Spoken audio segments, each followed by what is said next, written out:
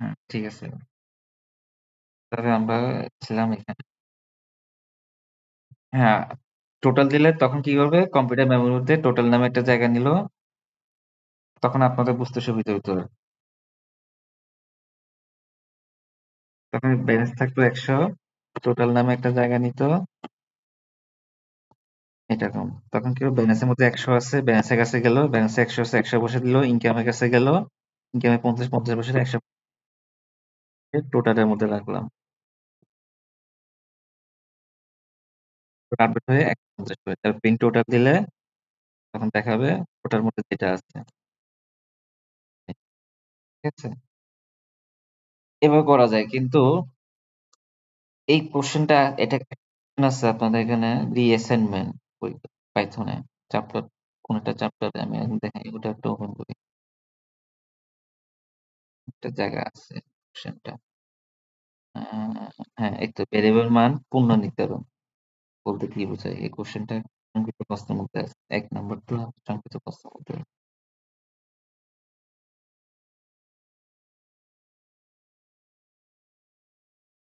এটা আছে রচনামূলক প্রশ্ন 1 এর মধ্যে। হুম, দেখেন এখানে স্টুডেন্ট নেম, ডিপার্টমেন্ট, প্রথমে দিছিলাম সিএমটি, পরে আবার কি করলাম? আপডেট করলাম। Student name, department, CST. এটা সর্বশেষ কাকে দেখাবে? সিএসটি কে দেখাবে।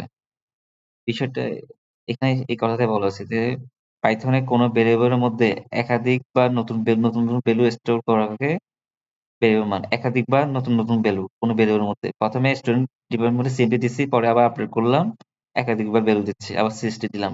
তার কি সর্বশেষ সিএমপি থেকে সিএসটি তে পরিবর্তন করা হয়েছে। অর্থাৎ আপনি যেটা বলছেন লাস্টের যে মানটা সেটা দেখাবে। তাই আপনার কথাটাই এখানে লেখা আছে। সর্বশেষ পরিবর্তিত মানটি থাকবে স্টুডেন্ট ডিপার্টমেন্ট ভেরিয়েবলের মধ্যে। এই সর্বশেষ মানটাই দেখাবে প্রিন্টের।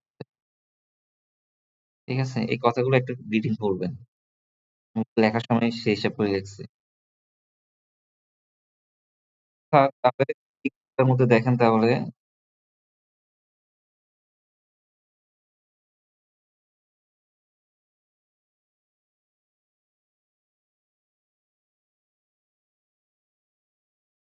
ধরেন a ইকুয়াল দিলাম 10, আবার a ইকুয়াল দিলাম 20, কত আসবে তাহলে? প্রিন্ট a দিলে 20 আসবে। এবার এটার সাথে ধরেন আমরা যোগ করে দিলাম 20, এবার কত আসবে? না, কত আসবে? তাহলে এবার দেখেন,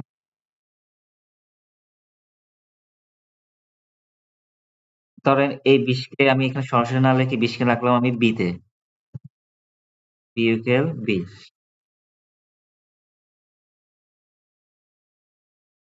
এবার কত আসবে? এবার কি করলাম? এখানে আবার দিলাম 10, কত আসবে এবার? আবার কি করলাম? আমি এই 10 কে আমি সরাসরি 10 লিখবো না, একটা ভেরিয়েবল লিখবো, মানে কি a দিব। এবার কত আসবে? হিসাব এতে কত আছে? 10 আছে। তার মানে বিষয়টা কি? আমি এর জায়গায় যদি আমি এখন যদি ব্যালেন্স লিখি, এর জায়গায় যদি ব্যালেন্স লিখি,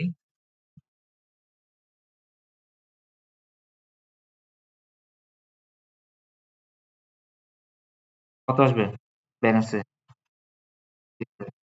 কাজটা এখানে করছি। লিখলাম ইনকাম।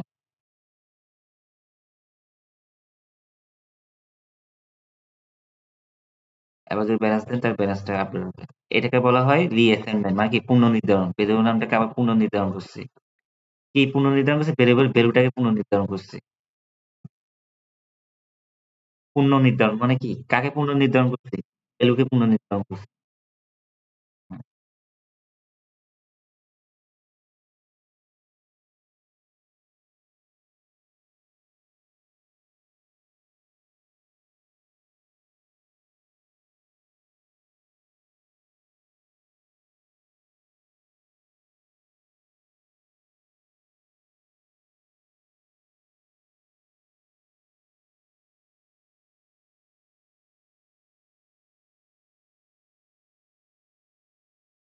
তাহলে এখানে এটা কি প্রথম ব্যালেন্স ছিল, এই ব্যালেন্সকে আবার কি করলাম, এখানে যে আবার কি করলাম পুনর্নির্ধারণ করছি। কি কি পুনর্নির্ধারণ করছি, পুনর্নির্ধারণ ভ্যালুকে পুনর্নির্ধারণ করছি, ভ্যালু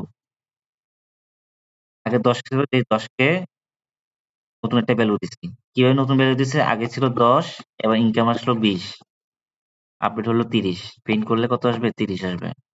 এটাকে এটাকে বলে পুনর্নির্ধারণ। মানে কি এই যুগের 10 আছে, আবার একে যদি আবার লিখি, দুইবার লিখি, তখন এটা হবে পুনর্নির্ধারণ। একবার ব্যালেন্স লিখছি, ব্যালেন্স লেখার পর আবার ব্যালেন্স লিখছি, তার মানে কি ব্যালেন্সটা পুনর্নির্ধারণ হচ্ছে। কিভাবে হচ্ছে, ইকুয়াল চিহ্নের পর কি কি কাজ করতেছে সেটার উপর নির্ভর করে। ঠিক আছে, তারপর দেখেন একটা জিনিস মনে রাখবেন, ইকুয়াল চিহ্নের ডান দিকে কি থাকে, ভ্যালু থাকে। হ্যাঁ, তারপর ভ্যালু, আর বাম দিকে কি থাকে, ভেরিয়েবল থাকে। এই পরীক্ষায় এটা লিখলো আপনার নাম্বার পাই যাবে। আপনাদের জ্ঞাত কোশ্চেনের মধ্যে নোটবুকে লেখা ছিল ভেরিয়েবল কাকে বলে, সব জায়গায় ছিল।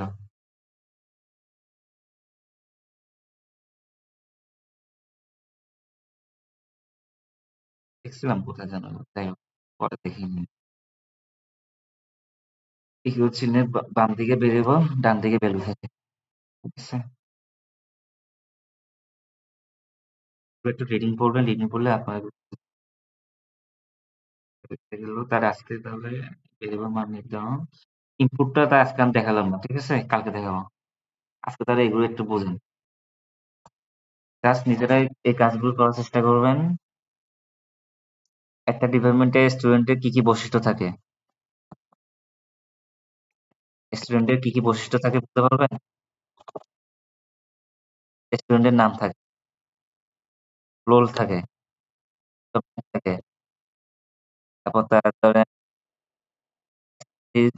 জিপিএ কত, এজ কত, কত। ঠিক আছে, এগুলো কি, এগুলোর জন্য প্রত্যেকটার জন্য কি ডাটা নিবেন। কোনো ডাটা হবে স্ট্রিং টাইপ, নেম হবে কি string type, string data, roll number হবে কি ইন্টিজার, ডিপার্টমেন্ট হবে স্ট্রিং, এসএসসি জিপিএ এটা তো, এটা হবে দশমিক, 3.5%, এটা দশমিক হবে। বয়স 18, এবার নাম্বার, সেশন হবে, সেশন যেহেতু 2022 থেকে 23, তার মানে কি এটা স্ট্রিং এর মধ্যে লিখবেন। ঠিক আছে, কেন মাঝখানে এই চিহ্নটা দিচ্ছেন যে এই কারণে স্ট্রিং এর মধ্যে। হ্যাঁ, না মাইনাস করে দিবে, না লিখলে মাইনাস করে দিবে। আপনি যখন 2022 লিখছেন, 2023 লিখছেন, সে আপনাকে মাইনাস করে দিবে, -1 দেখাবে। না, আপনি চাচ্ছেন এটাকে পুরো যেভাবে আছে সেভাবে হুবহু লেখাবেন। তার মানে কি? আপনার নিজের মনের ইচ্ছা লেখাটাকে হুবহু লেখাতে চাইলে কি স্ট্রিং এর মধ্যে লিখে দিবেন। এটা। এরপর কি করবেন? এগুলোকে একটা ডিজাইন করে লিখবেন। ধরেন আউটপুটে এভাবে দেখাবে। স্টুডেন্ট নেম একটু ডিজাইন করে দেখাবে এভাবে। স্টুডেন্ট রোল নতুন লাইনে। তারপর সেকেন্ডারি স্কুল রেজাল্ট বা স্কুল সার্টিফিকেট রেজাল্ট কত, তারপর এইজ কত, তারপর ডিপ্লোমা সেশন কত, একটু ডিজাইন করে এবার করে দেখাবেন। ঠিক আছে, এই কাজগুলো করিয়েন কালকের মধ্যে। ঠিক আছে, করে সকালের মধ্যে এগুলো দেখিয়েন।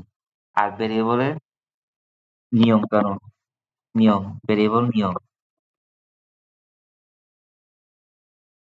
নিয়ম। তারপর স্ট্রিং এর মধ্যে স্ট্রিং কখন ইউজ হয়, আশঙ্কা থাকলে স্ট্রিং এর মধ্যে লেখা যাবে না, প্রিন্টের মধ্যে কমা দিয়ে তারপর এভাবে লিখতে হয়, কমা দিয়ে 25, এবার কমা কমা দিয়ে প্রিন্টের মধ্যে লিখতে হয়।